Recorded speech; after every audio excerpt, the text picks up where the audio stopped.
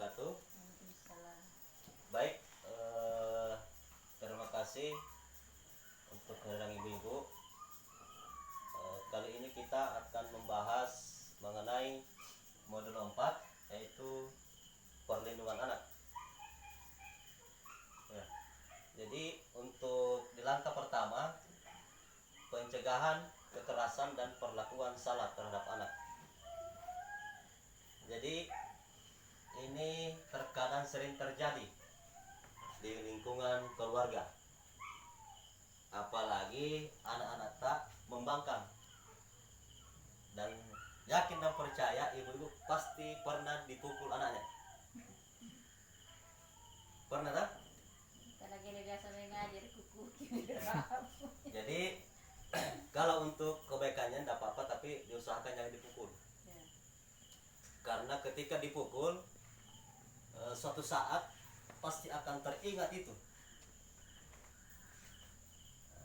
Pasti akan dipengaruhi dari segi psikologisnya. Jadi itu yang perlu kita ketahui bersama, bahwa kekerasan itu harus kita cegah dan tidak boleh berlarut-larut di lingkungan anak kita.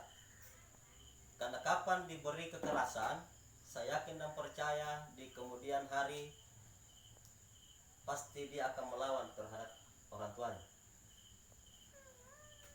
Kalau dia sudah penuh telinganya, setiap hari hanya yang ada di matanya itu penuh dengan kekerasan. Jadi kita harus pandai-pandai untuk mengambil hati anak ibu supaya dia mendengar. Tentunya harus kita didik baik-baik dari sejak dia lahir hingga dia tumbuh besar. Dan saya yakin ketika itu yang kita berlakukan, pasti anak tak kedepannya tidak akan membangkang terhadap kedua orang tuanya. Nah, jadi ini dari penjelasannya, dari ada beberapa indikator keberhasilan orang tua dalam mencegah kekerasan. Nah, indikator yang pertama, harus orang tua ini harus pandai-pandai memberikan semacam hak-hak anak. Kira-kira anakku ini apa yang diharapkan? Kita lihat nih perlakuannya setiap hari. Oh, anak saya dia butuh buku misalkan. Nah, ditanya apa kemauannya dia.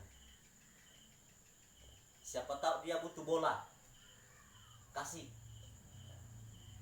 Kita berikan bola yang sesuai kebutuhan. Jadi ketika diberikan misalkan mainan, tidak usah mainan yang mahal, biar yang murah asalkan dia suka. Ya.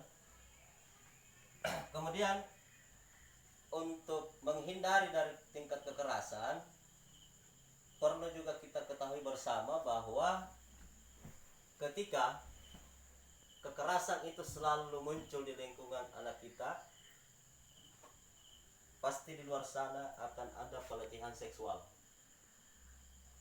Jadi ketika dia terbiasa tingkat kekerasan di rumah, pasti dia akan selalu minggat dari rumah. Apa yang dilakukan di luar sana pasti kita tidak tahu. Nah, ini ada.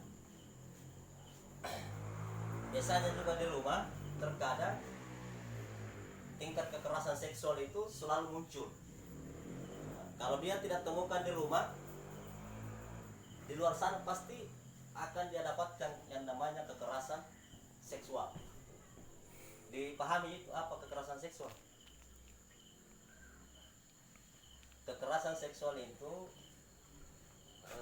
istilahnya, apakah istilahnya kalau bahasa Indonesianya itu, kalau bahasa Selayarnya balik-balik nih.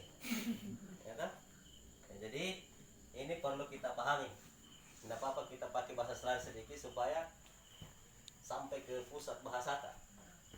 Apa kalau dia dengar di pusat, apa yang dimaksud itu balik-balik. Ya kan? Jadi tidak apa-apa kita singgung sedikit bahasa tak. Kemudian harus kita memberikan perlakuan yang khusus, perlakuan istimewa terhadap anak.